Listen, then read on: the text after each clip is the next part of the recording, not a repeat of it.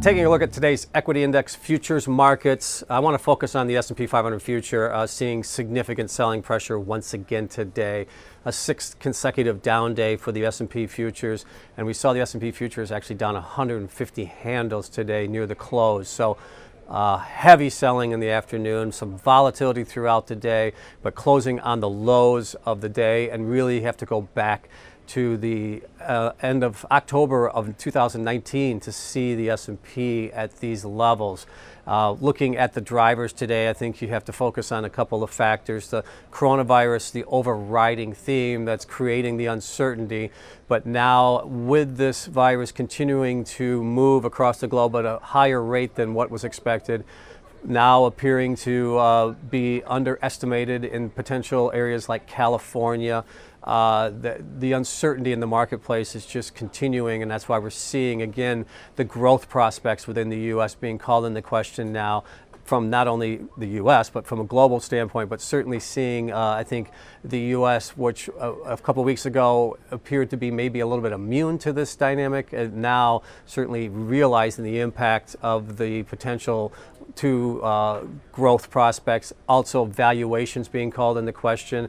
With this dynamic playing out, you're seeing the guidance coming from corporate leaders, from economic advisors and such, indicating that this thing could last for several quarters, given the fact that this thing, it looks like it's still got some time to work its way through the system. And with that, you're seeing impact travel expectations, demand expectations across the globe, and so therefore we're seeing continued selling pressure on the E-mini S&P 500.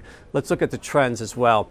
Now we're breaking well below the 200-day moving average. I think a lot of market participants, a lot of traders had that in their sights today.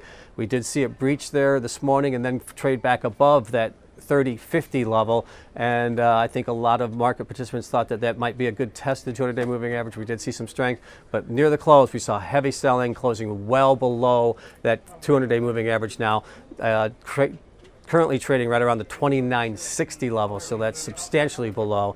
And that trend is, something that's being supported by heavy volume, and I think that that's something that when you look at the sheer magnitude of this move, it's one of the quickest, I think, in the history of the markets. If you look at the last 7 trading days, you're seeing the S&P now down about 13%. So again, the velocity, I think, is another factor here why we're seeing the volatility continue to stay elevated and the E-mini S&P futures under selling pressure.